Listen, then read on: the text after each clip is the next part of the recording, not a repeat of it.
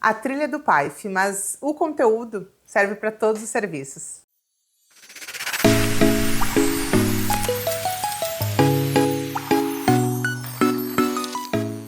Exatamente. Como que um caderno feito para o PAIF serve para todo mundo? É porque esse caderno está dividido, essa trilha está dividida em dois momentos. O primeiro momento é um alinhamento de concepção, um alinhamento conceitual. E a segunda parte é a trilha em si, que é os passos do nosso trabalho social no contexto das condicionalidades do programa Bolsa Família. Só que a primeira parte, que faz esse alinhamento, ela extrapola o que diz respeito ao programa Bolsa Família para falar um pouco do SUAS. E nos interessa muito essa parte, é por isso que serve para todos os outros serviços, porque esse alinhamento é um alinhamento de concepção da política e não especificamente do trabalho com as famílias e os territórios em relação às condicionalidades do programa Bolsa Família. Então a ideia é que a gente faça nesse vídeo uma passagem por essas concepções e depois a gente faça então a trilha. Evidente, é um documento extenso, tá? Tem 70 e poucas páginas. Te recomendo a leitura, né? Mas eu sei também que muitas vezes na correria do nosso dia a dia a gente não consegue fazer uma leitura e muitas vezes a gente assistir um vídeo ou ficar escutando mesmo acaba sendo um facilitador, e a ideia de trazer então esse conteúdo para ti é justamente te ajudar a dinamizar, enquanto que tu não consegue parar para fazer realmente um estudo profundo dessa orientação que chegou para nós. Primeiro eu preciso te dizer que por que agora tá todo mundo falando dela? Porque saiu o caderno 2, a trilha 2. Então essa aqui que a gente vai ver hoje é a trilha 1 e num próximo vídeo eu vou falar sobre a trilha 2. E já te antecipo que vão ter novas trilhas também. E é justamente um esforço do governo federal de conseguir fazer, no caso ali o CNAS, né, de conseguir fazer uma resposta mesmo para nós, trabalhadores e gestores, que trazemos várias interrogações em relação a concepções, em relação ao nosso processo de trabalho, em relação a como que se dá atravessamentos com outras políticas, não só as outras políticas atravessando o nosso fazer profissional no SUAS, mas também nós mesmos, como que a gente tem dificuldade de oferecer alguns limites e de ter um entendimento pleno do que faz o SUAS, porque é uma característica muito diferente das outras políticas, a forma que os usuários chegam, o como que a gente realiza o nosso diagnóstico, e tudo isso faz com que esses atravessamentos sejam muito difíceis e muito tênues em alguns momentos, e deixando realmente dúvida pra gente. E essa publicação, e é o que eu imagino que vai acontecer nas próximas também, ela vem para trazer então algumas dessas respostas. E para a gente já começar, é justamente isso. Acho que o primeiro ganho dessa publicação é que ela traz a questão das desproteções sociais e ela faz um esforço de orientar os limites para aquilo que o SUAS vai atender. Então, um primeiro ponto em relação às desproteções é esse reconhecimento, primeiro, de que a gente fala de uma política pública, então que rompe essa esfera do assistencialismo, do voluntariado, para partir do pressuposto de uma política que trabalha profissionalizada, né, que tem práticas profissionalizadas, com profissionais, com uma equipe técnica, trabalha então essa perspectiva do direito, de uma responsabilização do Estado, e quando fala das desproteções sociais, concebe esse papel do Estado e da sociedade tanto na produção dessas desigualdades, dessas desproteções, como também a necessidade da gente olhar por um viés coletivo o processo de proteção social. E de reconhecer esse processo de coletivizar como um processo intrínseco à lógica de trabalhar com as condicionalidades do programa Bolsa Família, mas que ele serve para o escopo todo da atuação nossa na política de assistência social. Então, um dos pontos que eu acho bem importantes é que ele demarca ali as desproteções que vão ser trabalhadas pelo SUAS, são as proteções materiais e relacionais. E aqui tem um ponto que eu acho que é super importante da gente pensar. Quando a gente fala das desproteções materiais, é muito comum a gente associar a renda. Contudo, não se restringe à renda, e sim fala sobre a satisfação de necessidades básicas. Só que a ideia de necessidades básicas, ela também se atualiza. Então, o que hoje a gente considera necessidade básica não é o que a gente considerava ontem e provavelmente não é o que a gente vai considerar amanhã. Inclusive, essa é uma das questões, o quanto que a gente produz de necessidades, a gente produz necessidades dentro desse modo de produção e de organização política, econômica e social. E nessa produção de necessidades, a gente também produz desigualdades justamente na condição de satisfazer essas necessidades.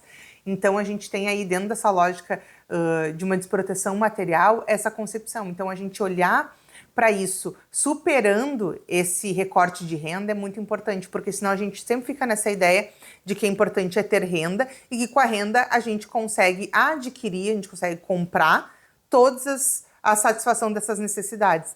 Só que essas necessidades têm necessidades que são diferentes de renda e que não se compra com a renda, com ter renda. Ainda que a renda seja um fator extremamente importante para o lugar social que a pessoa ocupa nessa sociedade, a gente não pode se restringir a ela, e por isso a gente precisa pensar maior do que isso.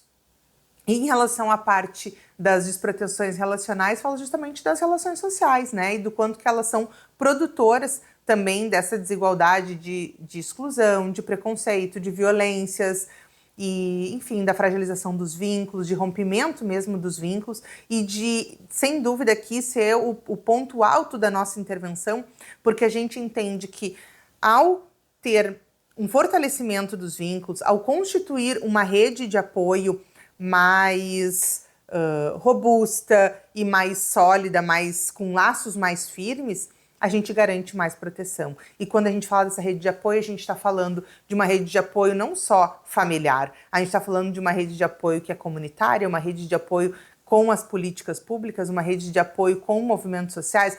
Essas redes de apoio, elas são amplas. Então, a gente também trabalha aqui nessa esfera da coletividade, de como que a gente faz enquanto coletivo dentro dessas redes de apoio para a gente enfrentar essas desproteções. Então esses são os dois pontos muito importantes e que vem bem descrito nessa publicação, que a gente parta daqui para entender que não são problemas sociais individuais e sim coletivos, e isso perpassa toda a escrita dessa documentação. Tu vai ver nessa trilha que a questão da coletividade ela é tida como central. E não é à toa, não é só porque a gente está falando sobre a forma como a gente trabalha com o público beneficiário do programa Bolsa Família, mas é a forma como a gente trabalha no SUAS. E que a gente entende a coletividade, o enfrentamento coletivo às desproteções como uma ferramenta das mais importantes, como um processo dos mais importantes. E aí, dentro da ideia de desproteção, a gente diz o quê? Que mesmo que a gente tenha o SUAS operando na sua máxima potência, a gente não poderia dizer que ele daria conta de todas as desproteções. E essa é uma característica muito diferente das outras políticas, porque quando os usuários chegam aqui, eles não se restringem a falar problemas que são alvo da assistência social. Eles até têm dificuldade de entender o que é nosso e o que não é. É a gente que sinaliza isso, é a gente que dá esse recorte. Então o usuário chega aqui e conta tudo sobre a política, né? Sobre a vida dele, o que é da política e o que não é da política também. Diferente, por exemplo, do que acontece em outras políticas públicas, em que ele chega e fala especificamente daquela situação, uma ou outra coisinha que foge daquilo, mas que na cabeça dele tem uma relação. Agora aqui é o lugar onde a gente olha para a integralidade do sujeito. Ou seja, essas famílias chegam aqui e nos trazem o todo. Só que a gente não atende o todo. Então, se a gente não atende o todo, significa reconhecer que a proteção social não é exclusiva da assistência. E que a proteção social ela é compartilhada com todas as políticas públicas. Então, para a gente fazer um atendimento integral, a gente precisa ter, de fato, uma proteção integral, a gente precisa ter, de fato, as outras políticas junto. E aí esse é um ponto importante também que é levantado nessa documentação que eu achei importante trazer para vocês, porque é um ponto que a gente ainda tem dúvida, é um ponto que nos atravessa, que traz muitos tensionamentos, que muitas vezes faz com que a gente tenha até dificuldade de estabelecer bons vínculos entre instituições, por exemplo, o CRAS com a unidade de saúde do território, porque em alguma medida tem dificuldade em reconhecer esses limites da nossa atuação, e esses atravessamentos fazem com que, às vezes, a política de saúde lá, a unidade de saúde, entenda que a gente poderia fazer algo que a gente não pode, mas que, na opinião dela, isso poderia acontecer. E é esse desconhecimento. Só que, às vezes, a gente desconhece e não consegue oferecer esse limite e dizer para o outro de uma maneira explícita e objetiva por que a gente não atende tal coisa que o outro quer que a gente atenda. Então, essa publicação, quando traz essa distinção, vem para nos fortalecer também o nosso discurso nesse sentido. E aí fala aqui, é importante dizer que fala da PSB em especial, porque está falando do PAIF, né, que é um serviço de proteção básica, mas também fala da PSE, fala da proteção especial, porque as famílias que estão são beneficiárias do Bolsa Família, elas também são atendidas na média e na alta complexidade. Então, aqui essa trilha que a gente vai trazer e a forma como se dá o trabalho e esse alinhamento de concepção, ele também está valendo lá para o PAEF, né? Ele também está valendo para a média e para a alta quando atende essas famílias. E claro que a gente vai falar aqui muito mais do PAEF, porque essa trilha é para o PAEF e a gente prevê que a gente consiga atender as famílias do programa Bolsa Família para não ocorrer um agravamento e não ter necessidade dessa família andar dentro do SUAS, né, aumentando ali de complexidade, tendo que ser atendida por um outro serviço que atende uma complexidade maior. Então, essa que é a ideia da gente falar mais do PAEF. E aí, isso entra justamente naquela discussão sobre por que as famílias do programa Bolsa Família têm que ter um atendimento prioritário. E aqui o principal é a gente pensar, por que a gente tem esse programa como o principal programa? Ele visa atender a demanda de uma pobreza que é multidimensional, de uma pobreza que está para além da renda. E quando a gente olha para isso, quando a gente faz essa discussão, a gente percebe que aqui no Brasil a gente ainda liga a pobreza à renda. E justamente a gente está falando de um programa que tem uma transferência de renda condicionada. E essa transferência de renda, ela visa um alívio imediato das desproteções materiais. De alguma parte, pelo menos uma parte delas, que a gente consegue tendo uma renda. E aí a gente precisa ter as outros atendimentos das outras desproteções de outra forma. E por isso que quando a gente pensa em ser o público prioritário é porque a gente está falando de desproteção material e relacional. A desproteção material, pelo menos parte dela, a gente atende tendo um benefício. Só que a gente tem uma série de outras desproteções que a gente não atende dessa maneira. Como que a gente faz para realmente proteger essa família e oferecer proteção no âmbito do território? É a gente atuando nas desproteções sociais a partir das seguranças socioassistenciais. Quando a gente diz que existe um afiançamento das seguranças socioassistenciais dentro da política de assistência, a gente está dizendo que essa política se responsabiliza e busca garantir que essas seguranças socioassistenciais aconteçam de maneira articulada, integralizada para essas pessoas que vêm aqui e que são, então, alvo da nossa atuação profissional, que são atendidas pelo SUAS, né? Tanto no âmbito coletivo quanto particularizado, tanto no âmbito de, por exemplo, o atendimento dentro da nossa unidade, como aquelas famílias que a gente vai atender a domicílio, como aquelas famílias e aqueles territórios que a gente vai atuar no âmbito comunitário, com campanhas e tudo mais. Então, o que a gente está dizendo? Que a gente vai trabalhar com aspectos da segurança de sobrevivência, mas a gente também vai trabalhar as outras seguranças de acolhida, de autonomia, de fortalecimento de vínculos. É disso que se trata. E a gente olhar para isso e dizer que para a gente trabalhar a pobreza num conceito multidimensional, a gente precisa, dentro do SUAS, né, aquilo que nos cabe, de benefícios e de serviços. Então, que a nossa oferta ela não é uma oferta só de benefícios ou de recursos, ela é uma oferta de atenção, ela é uma oferta maior desses nossos serviços e de tudo que compete dentro do trabalho social com famílias e territórios. Em relação às condicionalidades, que é o alvo principal dessa trilha, a gente tem que pensar que as condicionalidades aqui são da saúde e da educação, não são da assistência. E a assistência ainda assim tem um papel central no desenvolvimento desse programa. E na minha opinião, isso não está no documento, mas na minha opinião a gente tem sim uma condicionalidade invisível dentro do SUAS no programa Bolsa Família e eu quero te falar sobre ela, mas antes de te falar sobre ela, eu quero te explicar a ideia de que não existir uma condicionalidade é porque não existe uma obrigatoriedade. A condição pressupõe uma obrigação. Essa que é a ideia. Então, não existe condicionalidade no SUAS porque não existe obrigatoriedade. Então, as famílias podem ou não participar das ações que a gente viabiliza para o público, então, do Bolsa Família. A gente pode ter, por exemplo, uma atividade coletiva que as pessoas não venham. E tá tudo bem, isso não vai ter nenhuma repercussão, nenhum efeito no benefício e nem coisa nenhuma. Então, por isso que não é considerado uma condicionalidade. Porém, a gente faz o acompanhamento das condicionalidades. E isso fala da centralidade da nossa atuação.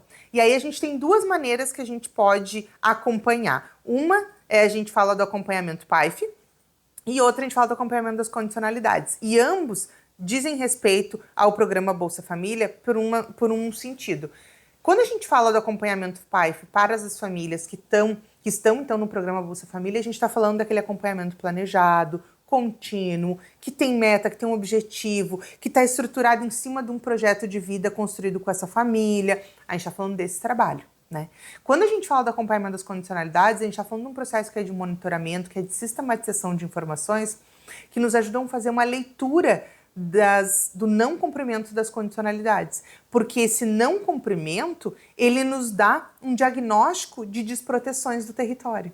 Então, esse acompanhamento das condicionalidades nada mais é do que um processo continuado de diagnóstico, de enxergar padrões, de enxergar tendências, de enxergar mudanças nessas desproteções para que a gente possa fazer uma atuação, e aí fala de novo da gente pegar essas seguranças socioassistenciais e a gente agir além do benefício, mas com os nossos serviços, que é como que o PAIF vai atuar nessas desproteções com caráter preventivo e protetivo para além do atendimento particularizado, né? Como que a gente faz isso? É olhando para a coletividade desse não cumprimento.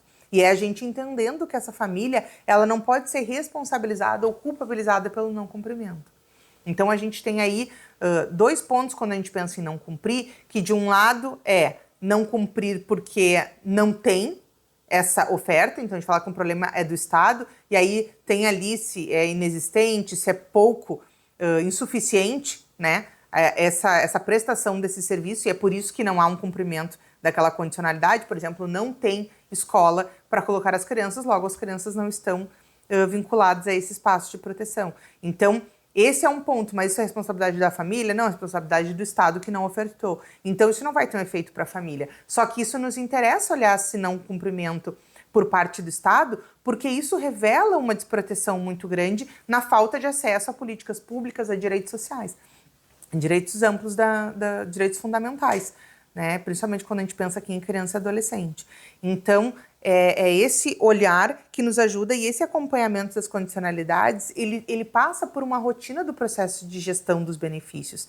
Que a gestão do benefício ela não é a gestão de um recurso financeiro, monetário, entende? Ela está falando, a gestão do benefício é a gente olhar para essa integralidade do que prevê a nossa resposta à pobreza numa concepção multidimensional. Frente a um não cumprimento, o que a gente pode fazer? É identificar, fazer uma intervenção intersetorial e a gente garantir a continuidade do programa. E aí nós vamos falar mais dessa questão de como garantir a continuidade do programa depois, mas isso está ligado a essa condicionalidade invisível, está ligado a como que a gente interrompe os efeitos do não cumprimento, que podem ser ali, a gente tem o alerta, o bloqueio, a suspensão e o cancelamento. Em algum ponto disso, a gente pode fazer uma intervenção, né, nós da política de assistência social. E no decorrer dessa publicação, ela fala nessa trilha como que a gente se relaciona à assistência e as outras condicionalidades ali, no caso das outras políticas, né, que tem condicionalidades, que é a saúde e a educação, como que a gente se relaciona. E nessa relação a gente vai vendo que a nossa leitura da realidade e interpretação dessas desproteções fazem diferença, porque não ter acesso à saúde ou não ter acesso à educação leva a outras desproteções e é uma consequência de outras desproteções maiores. Então, tudo acaba se alimentando e uma coisa leva a outra. E quando a gente entende nessa complexidade, a gente para de fazer uma análise só de o que é da saúde, o que é da educação, o que é da assistência. E a gente pensa que esse programa entende que essas três áreas se afetam mutuamente. E claro, a gente está falando de outras áreas também, a gente tem que falar de habitação, não tem como tu falar de saúde sem tu falar de habitação, de acesso a saneamento, por exemplo, entende? Não tem como tu falar de educação sem tu ter, por exemplo, alimento, tu conseguir existir, tu conseguir pensar, desenvolvimento cognitivo, não tem como a gente falar dessas coisas, então tu vê que tá tudo junto, e é justamente nessa conexão, nesse atravessamento das diversas áreas da vida e das políticas públicas é que está a riqueza da nossa leitura e da nossa intervenção, principalmente com esse papel de articulação. Porque tu pode ver, quando a gente olha lá para a tipificação, tu tem naquele documento todos os nossos serviços. Em todos os serviços tu tem um item que é obrigatório, que é a articulação. Articulação intersetorial. Por quê? Porque a gente fala justamente que a gente não dá conta disso sozinho e que a gente precisa olhar todo mundo junto para essa situação. Então, esse é um ponto importante que faz com que a gente enxergue o não cumprimento das condicionalidades como um problema que ele é coletivo e não como um problema da família. E, de novo, a gente reforça a ideia de uma nova narrativa. E aí, esse é um ponto importante, porque uma das coisas que as pessoas estão dizendo é mudou, não existe mais descumprimento e agora é não cumprimento. Só que isso tem uma relação direta com a narrativa. Quando a gente fala descumprimento de condicionalidade, a gente está dizendo que as famílias tinham um combinado, que elas tinham que cumprir condições e que elas descumprem essas combinações. E isso individualiza e fala que o problema é da família, que é uma incapacidade da família. E aí, toda e qualquer repercussão que tem a partir disso, ela vem com caráter punitivo. Ah, tu não fez a tua parte do combinado, agora tu vai ser punido, tu vai ter um castigo. E o castigo vem como essas repercussões que a gente tem no benefício. E aqui a gente quer mudar essa lógica. Então, quando a gente muda a nomenclatura, a gente nada mais faz do que tentar, ao mudar o nome, demarcar uma mudança que é de concepção. Na verdade, não é uma mudança, é algo que já deveria existir, mas que a gente viu que não existe ainda.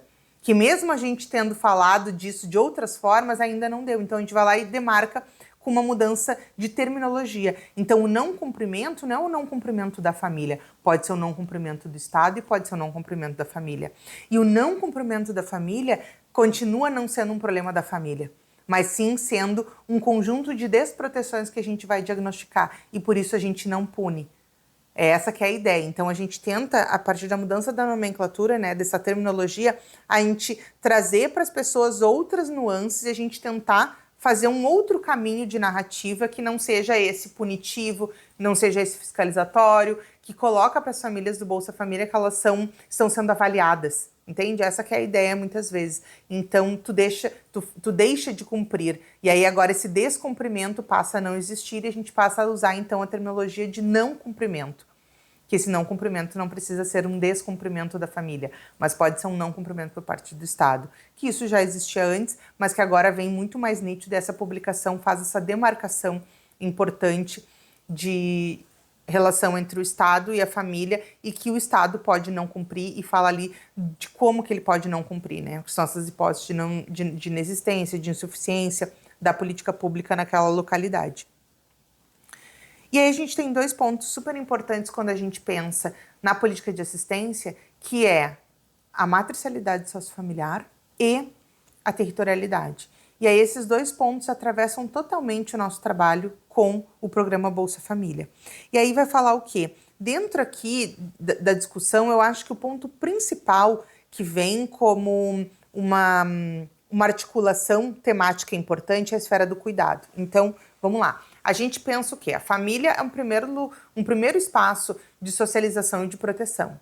E a gente coloca para essa família o dever de ser uma referência moral, de ser uma referência de vínculos afetivos e sociais, de ser uma referência em termos de identidade mesmo de grupo, né? Então a família tem ali a sua própria organização dos seus valores, dos seus princípios, dos seus rituais culturais e tudo mais. E aí aqui eu nem trouxe, mas assim, aqui principalmente a gente vai ter uma diferença e que precisa ser respeitada em relação às comunidades dos povos tradicionais, que tem organizações diferentes, e isso serve para a gente olhar para o quê? Que essa família, esse conceito de família não é universal.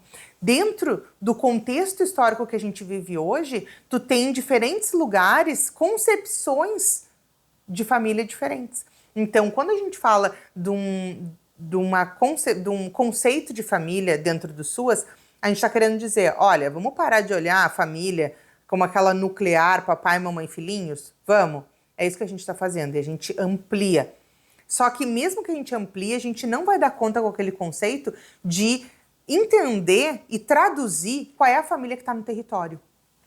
E aí nessa publicação fala justamente sobre isso, da gente o tempo todo olhar para essa leitura e entender que essa família que está no território, ela vem através da sua trajetória de vida, do seu modo de existir, de como pensa, de qual significado atribui para os problemas sociais que está vivenciando, como que ela faz para solucionar esses problemas, que alternativas que ela pensa, como que ela se movimenta e reage a essas situações. Então, tudo isso, essa leitura, é a leitura da família. É da gente entender a família. Se a gente diz que os problemas sociais se particularizam num território, e aí a gente já está aqui falando de matricialidade familiar e está falando de território também, quando a gente entende que eles se materializam, que eles se particularizam no território, a gente está dizendo que essa família, essas famílias, elas também têm um jeito de ser e de existir que também é particular desse território. E é esse olhar. E aí, quando a gente pensa nisso tudo, a gente começa a pensar na esfera do cuidado, porque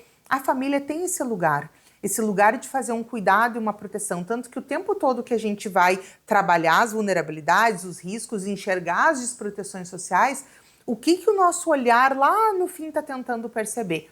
Como que esse cenário de desproteção impacta a família na sua função protetiva? E aí aqui faz uma demarcação super importante para a gente também não entrar pelo viés de culpabilização da família e entender que essa fragilidade na condição de proteger da família, ou seja, essa fragilidade na capacidade protetiva da família, ela é proporcional ao não cuidado, né, à não proteção do Estado em relação à família. Então, traz essa demarcação para a gente olhar por essa via. E um outro ponto que eu acho muito importante sobre a esfera ainda do cuidado, que a gente pensa o cuidado como uma estratégia, um processo mesmo de sobrevivência, de manutenção da vida, a gente olha para isso e aí a gente tem logo, principalmente nesse momento que a gente está discutindo muito a política de cuidados, a gente fala sobre o papel da mulher nesse lugar. E quando a gente pensa no papel da mulher nesse lugar, é inevitável a gente não falar das relações de gênero e da gente pensar o quanto que dentro dessa política a gente coloca a mulher como responsável. É ela que vem para os atendimentos, é com ela que a gente fala, é com ela que a gente faz todas as combinações, é ela que tem a responsabilidade de trazer os outros membros. E a gente também tem um dever de quebrar um pouco isso. Eu não vou entrar aqui muito na discussão de gênero, mas que é importante a gente fazer, mas eu quero trazer um ponto que não está escrito no documento, mas que para mim faz todo sentido, e eu quero saber se faz sentido para ti também. Quando tu pensa numa política como a de assistência social, trabalhando essa temática, trabalhando esse viés de leitura dessa realidade e da nossa atuação, na nossa intervenção nessa realidade, a gente tem que pensar o quanto que isso passa por nós. Porque nós temos uma política que ela é hegemonizada por mulheres. A maior parte dos profissionais do SUAS são mulheres. E essas mulheres, posso falar, acho que muito mais pela minha categoria, porque isso é muito comum, mas eu vejo que é com muitas mulheres, independente de serem assistentes sociais ou não, dentro dessa política, vivenciam momentos da sua vida em que abrem mão de estudo e de trabalho para fazer cuidado da família. E isso nos atravessa quando a gente vai fazer a nossa atuação. Como que eu acabo fazendo com que a minha história pessoal banalize e naturalize efeitos que são da lógica patriarcal, do machismo, e como que eu lido com isso? E eu vejo muitas mulheres trazendo isso, muitas colegas trazendo isso. Eu parei de estudar, ou atrasei a minha faculdade, ou então eu me formei e nunca atuei porque fui cuidar, fiquei grávida, né, fui cuidar da minha família e coisa e tal. E agora, depois de não sei quantos anos, eu tô voltando ao mercado de trabalho. Então, se a gente entende que essa é uma realidade muito presente para nós, a gente tem que entender que isso também atravessa a nossa atuação profissional. E fica aí para nós o desafio de fazer essa discussão. E eu sempre falo o quanto que é importante o autoconhecimento, porque é justamente o momento em que a gente consegue separar o que é nosso do que é da família, do usuário que a gente está atendendo, né? E aí um ponto aqui que eu achei, traz alguns dados sobre família, isso, sobre a caracterização mesmo, né, das famílias que nós atendemos no SUAS.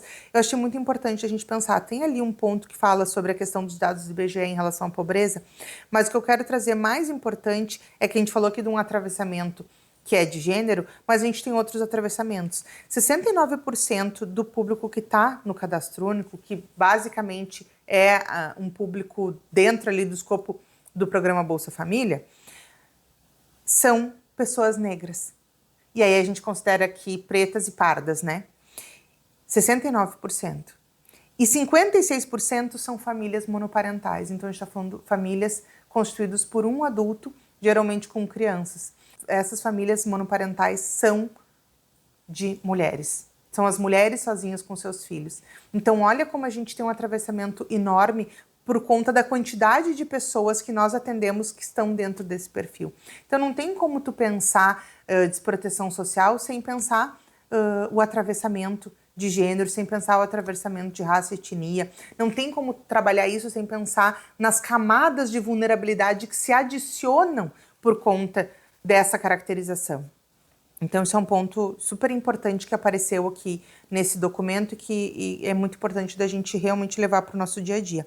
E ainda em relação ao território, que eu já fui falando um pouco dele, mas um ponto é que quando pensa no território, aqui nesse documento a gente fala da vigilância. E a vigilância teve um espaço muito grande nessa documentação e não é à toa. O que a gente o que está querendo dizer para nós isso? É que a gente precisa pautar as nossas ações em evidências, em dados, em informações palpáveis, robustas, que tenham uma salvaguarda aí, ética e realmente de segurança daquele dado. E que a gente não pode trabalhar no achismo, a gente não pode trabalhar só com intuição, a gente não pode trabalhar no que a gente sente, no que a gente percebe. Isso tem que estar organizado como um dado, como uma informação produzida. E a vigilância é a área que faz isso. Eu sempre falo aqui no canal do quanto é importante a vigilância, a gestão do trabalho e a educação permanente para o SUAS existir. E aqui traz muito essa questão da vigilância, foi um ponto que eu achei muito legal, muito bom nessa publicação. E aí fala o quê? O que é essa leitura do território a partir de um olhar da vigilância? É a gente fazer a identificação de vulnerabilidades e risco, é a gente olhar como que isso impacta, então, a capacidade protetiva das famílias e dos territórios. A relação entre demanda e oferta é a gente dizer, olha, a gente tem esse conjunto aqui de vulnerabilidades, de risco, desse todo, isso aqui é nosso e por isso a gente considera uma demanda socioassistencial.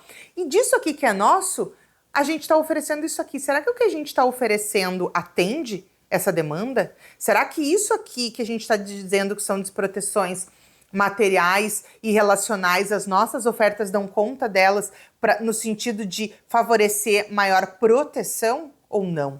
Então essa relação é muito importante.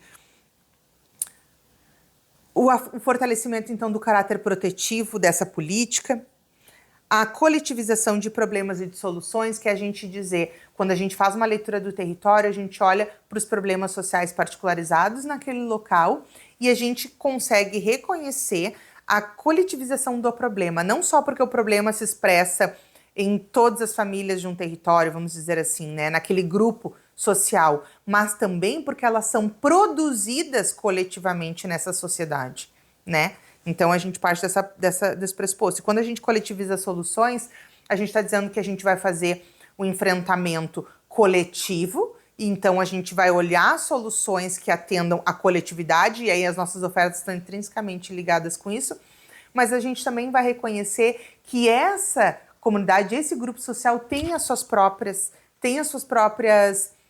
formas de solucionar e de resolver esses problemas.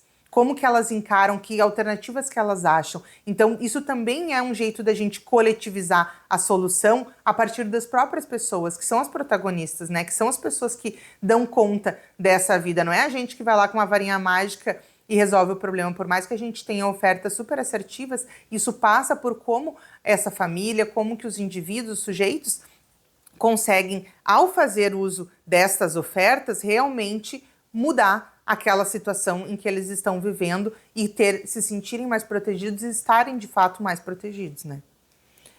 E com isso a gente subsidia a personalização das respostas. Porque o que acontece? A gente está falando aqui da coletividade.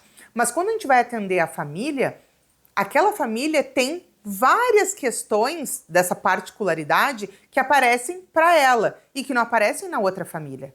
Ou seja, tem várias famílias que aparecem uma determinada situação e nas outras não aparecem. Ou seja, quando a gente vai pensar em cada família, a gente personaliza. Ou seja, de todas as situações de vulnerabilidade, de risco que se expressam aqui nesse território, essa família apresenta esse. Então, a resposta que a gente vai pensar conjuntamente, e quando eu falo conjuntamente, é nós da assistência social, com aquela família e com as outras políticas que se relacionam, as desproteções que estão sendo vividas por aquela família, quando nós vamos pensar essa resposta ela é personalizada para aquela família. Então, essa leitura vai nos ajudando a ir afunilando até a gente chegar nessa personalização para a família, que é a resposta mais assertiva para a situação dela, especificamente.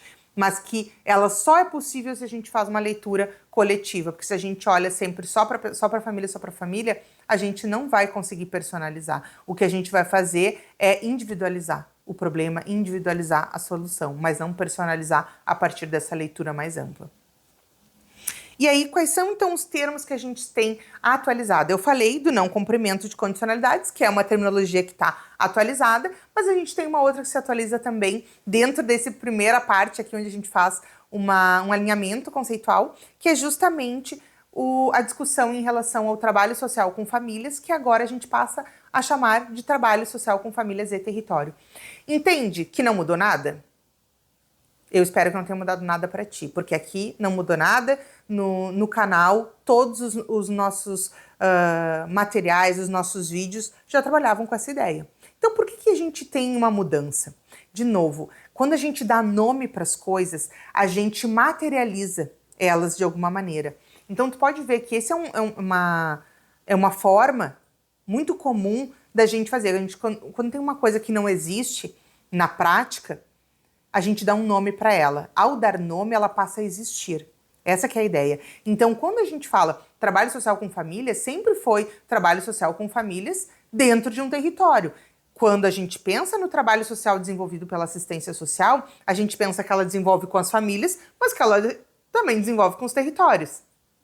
Só que daí a gente percebe que isso não está acontecendo. Ou seja, está todo mundo trabalhando as famílias e não estão trabalhando no território. Então a gente passa a dizer trabalho social com famílias e territórios para a gente dar nome para isso que pode não estar acontecendo em muitos lugares. Então, é por isso que eu digo, espero que não tenha mudado nada aí, porque eu espero que tu já faça esse trabalho com território. Se tu não faz, a ideia de dar nome de trabalho social com famílias e territórios é justamente para a gente dizer, olha, tá na hora da gente pensar nos territórios, porque o SUAS ele trabalha a partir de uma dimensão muito forte da coletividade. E não tem como trabalhar essa perspectiva da coletividade se tu só atende particularizado, se tu só faz atendimento às famílias dessa maneira. Então, mais do que tu fazer isso, tu tem que trabalhar na coletividade, e essa coletividade, ela é muito maior do que fazer grupo. É muito maior do que fazer grupo do PAIF, é muito maior do que fazer campanha comunitária, é muito maior do que isso. Então, a ideia da gente ter essas mudanças é essa. E aí eu vou passar aqui agora para a nossa trilha do PAIF, que é justamente os 4 passos que vão dizer como que a gente vai operacionalizar o trabalho das condicionalidades do programa Bolsa Família, como que a gente atua com essas famílias, e aí pensando especificamente aqui nas condicionalidades, mas essa trilha é para a gente pensar o trabalho, né? Mas a gente precisa pensar esse trabalho a partir também dessas condicionalidades. E aí agora eu vou te contar, agora falando das trilhas, eu vou te contar da nossa condicionalidade invisível. O primeiro passo é analisar as informações do não cumprimento das condicionalidades. Vou passar rapidinho por esse aqui, porque eu falei bastante sobre isso, que é a leitura mesmo do território. Então, a gente vai pegar os dados da saúde e da educação para fazer essa leitura das condicionalidades, que são essas 2 políticas que tem, e a gente vai olhar o sistema, a gente vai olhar os serviços do nosso território, a gente vai falar com os usuários, com os colegas da rede, a gente vai conversar e entender esses dados não só a partir do cumpriu ou não cumpriu, mas a partir do que existe na prática, de como que é percebido, de como que é realizado, tanto pelos serviços quanto pelas famílias, como que isso funciona. E com isso a gente vai identificar situações de desproteção, que esse é o nosso objetivo, é ter um diagnóstico dessas desproteções no âmbito do território específico que a gente atua. E quais são os elementos que a gente vai olhar? O tipo de repercussão, a gente vai olhar os critérios não atingidos e quais são os motivos para não atingir. Lembra que a gente pode ser, os motivos de não cumprimento podem ser motivos vinculados ao Estado e à família, aos territórios, de uma maneira geral.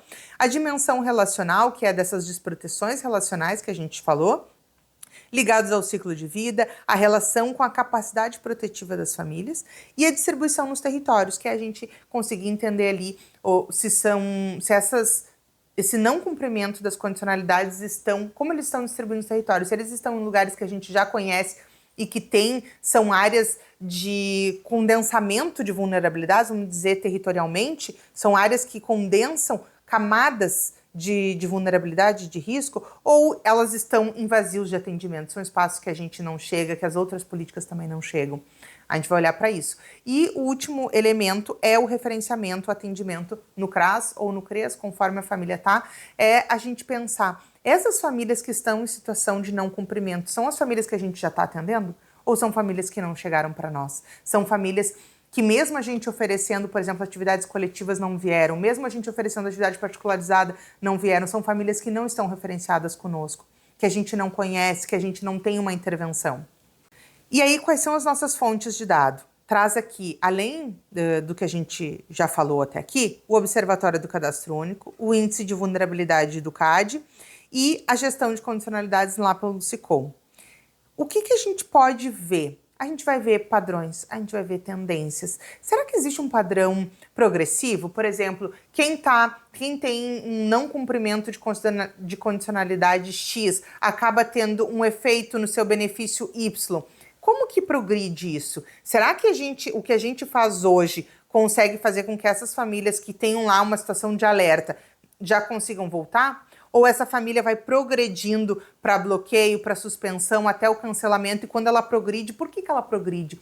Tem um padrão nessas famílias que progridem? Tem uma situação que a gente vê que se repete? Tem alguma tendência que a gente está percebendo e a gente pode olhar e pensar uma resposta para essa tendência? Então, esse primeiro passo de leitura é para isso.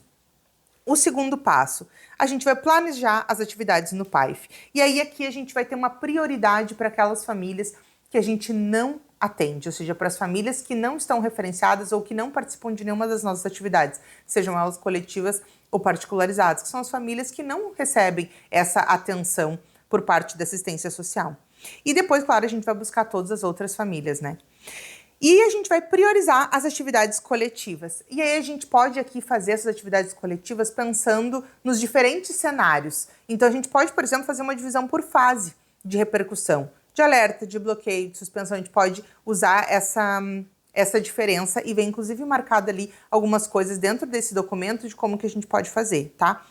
E aí a gente tem uma carta na manga, que essa carta na manga é a interrupção dos efeitos de alguma repercussão. Ou seja, tem uma repercussão ali para a família e a gente analisa que a gente não vai ser benéfico e aí a gente quer manter, né, fazer essa continuidade da família e a gente vai suspender os efeitos da repercussão.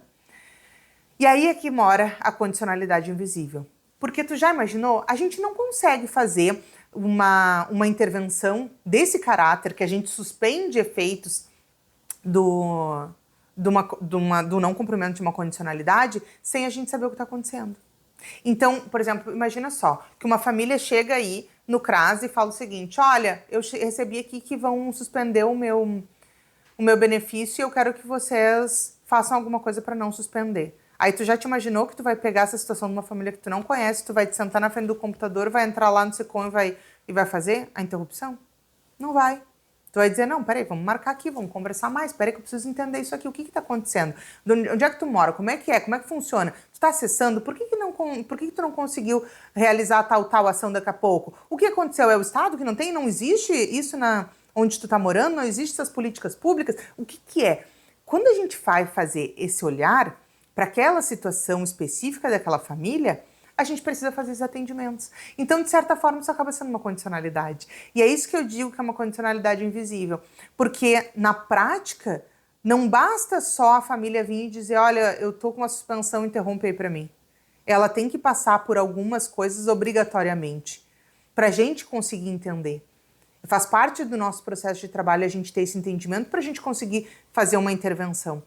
E então, por isso, não é considerado uma condicionalidade, mas no nosso fazer, sem ela, a gente não vai interromper. Então, para que tu faça a interrupção de determinadas efeitos das repercussões, tu precisa que a família passe por um processo. E esse processo acaba sendo uma condição. Então, para mim, isso é um ponto ainda que ficou em aberto, que eu gostaria mais, né? Espero que em outras publicações apareça mais sobre isso, porque é uma coisa que acontece na vida do todo dia do CRAS, mas que isso acabou não sendo abordado, assim, né? Não me senti respondida nesse sentido, né? Então, deixa aí para vocês também para a gente conversar sobre isso e saber o que vocês acham. O passo 3 é construir estratégias de proteção integral.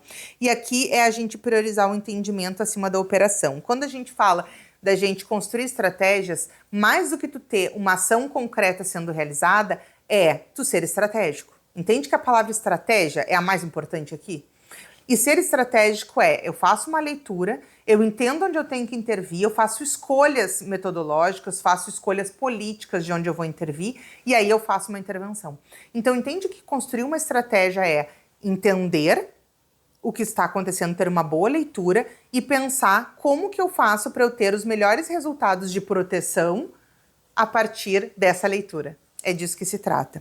E aí a gente tem aqui a acolhida como um principal espaço, porque a acolhida é como a gente recebe e como a gente consegue, de fato, fazer a nossa intervenção. E claro, a gente está falando aqui que a nossa intervenção prioritariamente é coletiva, mas muitas vezes a gente parte de uma intervenção coletiva e ela se particulariza, porque ela acaba indo para outras situações da família que muitas vezes a própria família não se sente confortável de passar e de discutir e de se abrir, dialogar sobre isso no coletivo e acaba nos procurando no individual. E isso ficou muito mais forte também depois da pandemia. A nossa volta para as atividades coletivas, ela ainda é muito desafiadora, mesmo tendo se passado muitos anos, né? Muitos anos não, foram muitos, mas tendo já se passado alguns anos, a gente ainda tem como um desafio muito grande. E aí tem um ponto que é como que a gente faz esses atendimentos iniciais, que eles também servem como uma triagem para a gente saber se essa família não precisa do acompanhamento PAIF. Ou seja, ela tem um acompanhamento coletivizado, mas em dado momento a gente diz, será que não está na hora da gente fazer um atendimento um acompanhamento mais particularizado, sistemático, planejado, né, mais profundo, trabalhando questões de maneira mais profunda com essa família, particularizando, personalizando esse atendimento? E esse questionamento, ele tem que passar por um processo de acolhida, né, que é um processo eu chamo de atendimentos iniciais, que eles podem tanto ser uma acolhida quanto uma triagem para o acompanhamento. Inclusive, eu tenho lá na Universo Social um protocolo justamente para esse momento inicial, que é um momento que muitas famílias passam dentro do SUAS e que nós no SUAS fazemos diferente. Tem alguns lugares que consideram esse período inicial aqui como um acompanhamento, e que não é, e que está escrito isso nessa publicação, achei ótimo isso. Acham que isso é porque tem mais de atendimentos. Às vezes calcula o acompanhamento pela quantidade de vezes que é necessário encontrar a família, fazer atendimentos, articulações e encaminhamentos. E considera que, se tem muito trabalho, significa que é um acompanhamento. E não é esse o nosso critério, isso está escrito nessa publicação. E foi muito bom, porque justamente faz essa separação, né? E deixa a gente com essa ideia. E aqui dentro das estratégias a gente já diz que a gente vai priorizar o coletivo, mas que atividades, que ações coletivas são essas? E aí vai dizer aqui que são os grupos, são as ações comunitárias e são comissões locais de assistência social também. E fora o encaminhamento intersetorial, que vai trabalhar a questão dos fluxos e das articulações com as outras políticas. E com outros atores, não só políticas públicas, mas também com outros atores desse território, que são os movimentos sociais, que são as lideranças comunitárias, que são grupos e fóruns dos próprios usuários, e aí isso nos leva para o último passo, que é o passo 4, que é elaborar um plano intersetorial que vai trabalhar com todos esses setores, não só de políticas públicas, mas também com os usuários e com suas organizações comunitárias, organizações da sociedade, né, naquele território. Então a gente fala aqui de uma leitura intersetorial, que é o quê? Quando a gente junta todos esses atores e a gente lê o território juntos, muda. Porque uma coisa é a gente da assistência social estar lendo a partir das nossas lentes, outra coisa é a gente ler com as lentes de todo mundo. E aí a gente elabora, a gente pensa numa estratégia conjuntamente, que é o passo 3, e a gente vai implementar, vai fazer uma ação conjunta. Então, aqui, entende que esse plano intersetorial nada mais é do que a expressão da nossa estratégia coletiva, para dar conta dos problemas sociais coletivos que se expressam naquele território. É essa que é a ideia, e para isso a gente vai ter, aí sim, uma proteção integral, porque sem essa coletividade não existe a integralidade da proteção.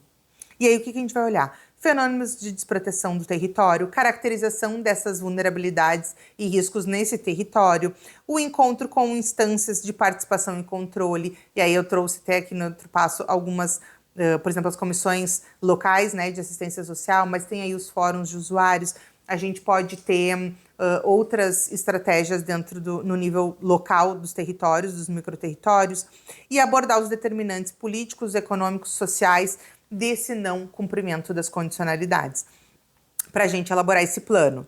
E aí a gente vai ter esse protagonismo dos usuários, pensando muito fortemente aqui na produção de novos projetos de vida, nas formas alternativas de respostas e de solução a esses problemas que essas famílias nos trazem com uma riqueza enorme. E quais são então os elementos do plano? A abordagem ampliada dos problemas com esses atores sociais, uma sinergia dos recursos, que é a gente dizer que agora a gente vai trabalhar a partir dos recursos que todo mundo percebe, inclusive a própria comunidade, respostas mais ágeis e coordenadas, quando cada um sabe o que vai fazer nesse plano e a gente diz que a gente vai agir em alguns momentos cada um na sua esfera, mas que essa esfera a gente entende o que cada um faz e por isso ela é coordenada, porque a gente entende a parte do outro também, não fica uma coisa fragmentada em que a minha parte sabe quando a gente tá no colégio, que a gente faz o trabalho e minha parte do trabalho eu fiz, o resto do trabalho não liga nada uma coisa com a outra, não liga lé com cré, mas mesmo assim eu fiz a minha parte do trabalho? Não pode acontecer. Então esse plano aqui é um plano que tem que ser coordenado, onde tudo se conversa com tudo, né? E ampliação da participação comunitária e a sustentabilidade das ações. Quando que a gente consegue ter uma sustentabilidade do nosso plano, das ações do nosso plano? Quando essas ações são para todo mundo. Então, quando a gente trabalha com uma rede de apoio, de colaboração, que ela é sólida, que os laços dela são fortes, estão bem estabelecidos, são cultivados, a tendência é que a gente tenha uma sustentabilidade para essas ações de longo prazo. O que não acontece se a gente não tiver isso, provavelmente ela se acaba em curto prazo. E aí, por fim, a última parte são os registros das informações, que é o registro no SICOM, que é o registro, por exemplo, em atas dessas ações de grupos, dessas reuniões, no próprio prontuário SUAS, muitas vezes a gente vai fazer a partir desses atendimentos particularizados que a gente faz com as famílias, e os relatórios. E quando eu boto relatórios, é a palavra que eu achei mais coerente para dizer que a gente tem um registro, que é um registro do processo. E aí, por isso que eu botei relatório, não é uma palavra que está no documento, mas é o que eu acho que mais faz sentido, porque é um relato de tudo que acontece. Como que essa trilha acontece, ela tem que estar em algum lugar. Então, acho que é muito importante a gente ter esse registro num relatório de todos os passos dessa trilha, da nossa leitura. A gente sabe que não vai acontecer uma leitura, uma vez que a gente vai pensar em estratégia, uma vez que a gente vai montar o plano. Não vai ser assim, entendeu? Só que a gente precisa fazer esse processo e mostrar essa dinamicidade de quando ele se reatualiza. Isso tudo, a gente ter esse registro, ele estar por escrito, ele também é para nós um dado importante para a gente pensar como que a gente analisa as condicionalidades, como que a gente pensa respostas e se de fato a gente está sendo assertivo, porque ao fim e ao cabo de tudo isso, a gente quer materializar proteção social nos territórios a partir de todos esses atores envolvidos. O que a gente quer é gerar resultados, impacto social. Então, é isso que a gente precisa medir, e aí o registro desse processo é super importante para a gente pensar em indicadores, para a gente pensar em tendências e padrões também do nosso processo de trabalho. Me conta o que ficou de dúvida. Se vocês já discutiram por aí essa publicação, se fez sentido, se gerou alguma dúvida, se tem alguma coisa que para vocês pareceu uma super inovação, eu quero muito saber, vamos continuar, e como eu sempre digo para vocês, se tiver algum ponto que vocês querem que eu aprofunde, é só colocar aqui nos comentários que eu vou ter muito prazer em fazer esse conteúdo aqui pro canal. Beijão!